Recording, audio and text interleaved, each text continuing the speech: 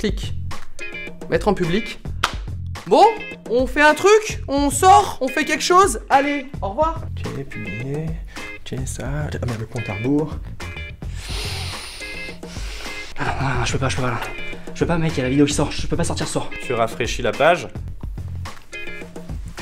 Attends, change d'onglet, là il y a une note bonne. Ok, reviens sur la page. Attends, je check les commentaires YouTube. Non mais quoi, je check les commentaires YouTube, j'ai le droit. F5. F5 encore. Plus de 301 vues, c'est bon. Je vais aller me branler. Ouais, pardon.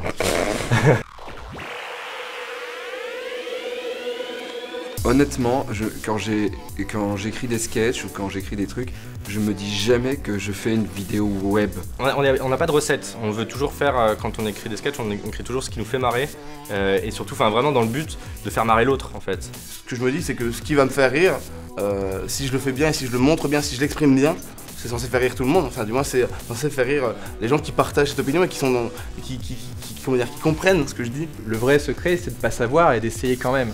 Et d'essayer quelque chose d'à la fois inattendu mais maîtrisé quoi. Mais un truc qui est un peu de l'ordre de la recette slash mathématique, tout ça, qu'on essaie d'appliquer et que je trouve qui est vraiment pas mal, c'est, moi je l'appelle ça la règle des 5 secondes.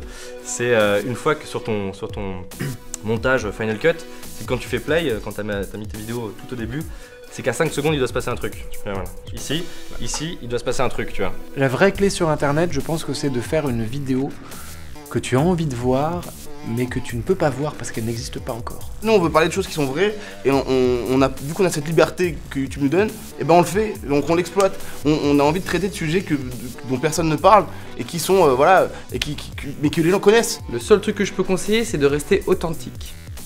Et je pense que c'est la seule... c'est ce qui peut faire la différence en fait. Si t'as passé ce cap-là, Ouais. tu regardes la suite, et si là t'es pas déçu, là c'est ton fun, là c'est toute la partie fun du truc. Ouais. Si là t'es vraiment, ça c'est tout ce que tu vois dans la bande-annonce, on parle d'un... Finalement le milieu d'internet devient comme le milieu de la télé qui est finalement comme le milieu du cinéma. C'est un milieu de gens qui essaient de comprendre comment les choses fonctionnent, qui appliquent des méthodes et qui une fois sur deux se plantent. Et donc au final il faut se détacher de ça, c'est pas le boulot des créateurs de se soucier de ça, il faut juste que ce soit déjà pour toi à la base, sinon ça sent le fake. C'est vrai que ça vient aussi du média en fait dans lui-même quoi, c'est qu'à la télé on t'impose quelque chose, donc tu t'assois et tu fais alors qu'est-ce qu'on a montré, donc on n'a pas besoin d'aller te chercher, Oui. alors que là on a besoin de te prendre et de rester accroché, de faire attends reste Ouais. un petit peu encore. En fait, nous demander c'est quoi la recette d'un bon buzz, c'est comme si on te demandait c'est quoi la recette d'un bon film, tu vois. Ça existe pas quoi. Même d'un bon plat. Comment on l'a créé, ça s'est fait assez naturellement en fait. On sait pas. Quand on est arrivé sur YouTube, il y a eu ce truc de où les réseaux sociaux commençaient à vraiment se développer comme Facebook, Twitter, Instagram, machin, et on commençait à ce qu'on faisait pas avant. Par exemple, quand je faisais des vidéos avec Norman, on a commencé à renvoyer les gens sur nos réseaux sociaux. C'est comme ça que ça a bien démarré quand même. Ma communauté, en fait ça a été... Les gens pensent que c'était, comment dire, explosif d'un coup, mais en fait pas du tout, c'était vraiment très très lent. Je suis très conscient de la richesse du lien qui s'est créé entre les gens qui me soutiennent et mon travail d'artiste.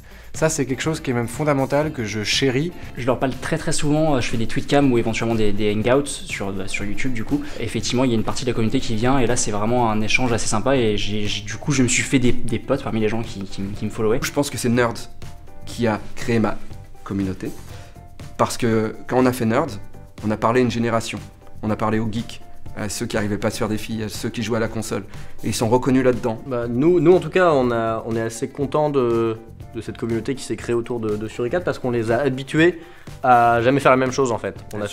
On a fait exprès de toujours les surprendre et de pas les habituer à ce qu'on fasse toujours quelque chose de particulier, et comme du coup maintenant ils savent jamais trop à quoi s'attendre et ils sont assez tolérants aux choses qu'on fait. Et moi j'ai fait une vidéo sur les réunions par exemple où ça n'a rien à voir avec toutes mes autres vidéos. Et je m'étais dit, je suis sûr que je vais avoir des gens qui vont me dire je préfère tes vidéos dans ta chambre. Et j'ai eu plein de commentaires qui m'ont dit ça quoi. Mais la vidéo a cartonné quand même et les gens ont adoré, donc je me dis bah voilà, j'avais ça en tête, j'avais envie de le faire, je l'ai fait et c'est tout ce qui importe quoi. Les gens sont très réac en fait. Ils aiment pas le changement. Ils aiment pas le changement. Moi quand j'ai su que voilà on allait démarrer le Whoop et tout, que je savais très bien qu'il y en avait certains qui allaient dire ouais je préfère Hugo tout seul, machin. Il faut s'en détacher. Si t'es fier de ce que tu fais, défends-le, continue et les gens ils finiront par kiffer. Nous sur internet, on a essayé de pas être des esclaves de producteurs ou de diffuseurs, mais au final, faut pas qu'on devienne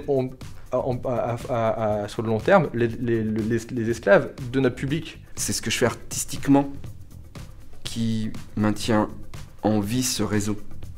Et je ne fais rien pour le maintenir de manière factice en fait. On veut faire marrer, c'est toi qui le disais, les gens qui peuvent être nos potes. Les gens qui aiment les chiffres et les stats et tout, ils disent 15-25 ans. Nous, on vise plus... quand on aura 40 ans, on visera plus les 15-25 ans, on visera aussi les gens qui nous ressemblent. Et surtout, on essaie de s'en foutre un peu, tu vois. Quand les gens sont fans d'un truc sur Internet, ils veulent en 3 clics savoir tout comment c'est fait. Donc moi, j'ai fait en sorte que tout soit accessible, et donc forcément, je sois accessible, je sois un interlocuteur, je sois, entre guillemets, présent à travers mon blog ou à travers les making-of. Et donc les gens maintenant disent « Ok, je vois ce que tu fais ». Et pour moi, c'est hyper important en fait, parce que c'est ça la force d'Internet, quoi. Sur Internet, si tu fais attention à tous les commentaires, tu crées pas. C'est pas possible. Même si je poste des vidéos depuis très longtemps sur Internet, ça n'empêche pas de se faire insulter. C'est flippant quand quelqu'un te dit « C'est pas ça que tu dois faire », alors que c'est pas un producteur, c'est un fan. Mais au final, il faut bien le prendre. Il faut juste prendre du recul et dire « C'est cool, c'est de l'amour en fait ». C'est de l'amour, c'est le mec s'investit beaucoup et aimerait voir des choses, mais tu peux pas travailler pour lui parce que ça va à l'encontre de ce que tu faisais à la base, à savoir faire ça pour te faire plaisir et pour faire un truc qui correspond de toi, quoi. Dans les commentaires sur YouTube, les deux extrêmes sont représentés, mais au milieu, il n'y a personne pour dire j'aime bien mais c'est pas terrible, ou alors c'est pas terrible mais il y a des bonnes idées. Personne, ça va être soit génial, soit pourri. Du coup, moi j'arrête parce que tu deviens fou, quoi. Les gens qui commentent, ils utilisent le superlatif, mais trop, quoi. Enfin, tu vois, du coup, genre, que ce soit genre c'est trop de la merde, va crever, ou c'est trop bien, t'es un génie, t'as révolutionné ma vie, tu vois. Et du coup, les deux sont. Faut faire attention en tout cas. Il y a un feeling comme ça qui est sur YouTube, il y a une magie, cette magie du buzz, on sait jamais ce qui va plaire, ce qui va pas plaire, si cette blague-là que nous on n'aimait pas trop, en fait, elle plaît à tout le monde, enfin, on sait jamais. On peut pas dire qu'on s'en soucie pas. Faut juste apprendre à s'en détacher parce que au bout d'un moment sinon tu pètes un câble à être à fond dessus et c'est pas bon pour nous, quoi. C'est ça, quoi, c'est un juste milieu entre ce que tu penses de ton travail et les critiques qu'on te donne en fait. Et donc faut bien le vivre ça, faut bien vivre ce côté stressant de pourquoi il n'y a pas ça. Parce que les gens ils te parlent comme si t'étais finalement un service qui leur est dû. Et c'est vrai que c'est un peu violent des fois et donc faut essayer de se détacher de ça. Eh ben en fait je suis nul en solfège et je galère à lire une partition. Ah, la drogue, c'est très très mal. Merci. Merci de me suivre et de me faire confiance. Ma communauté, je te baise. Voilà. C'est-à-dire que j'ai beaucoup d'affection pour eux. Non mais en fait dans la vraie vie on est timide mais on les aime bien. Avec tout ce qui se passe avec Internet, SACD, France Télé, CNC, tous ces trucs-là, j'ai vraiment l'impression de vivre dans le futur maintenant. Whoop gang. Merci. Mot de la fin. Au revoir. Coupé.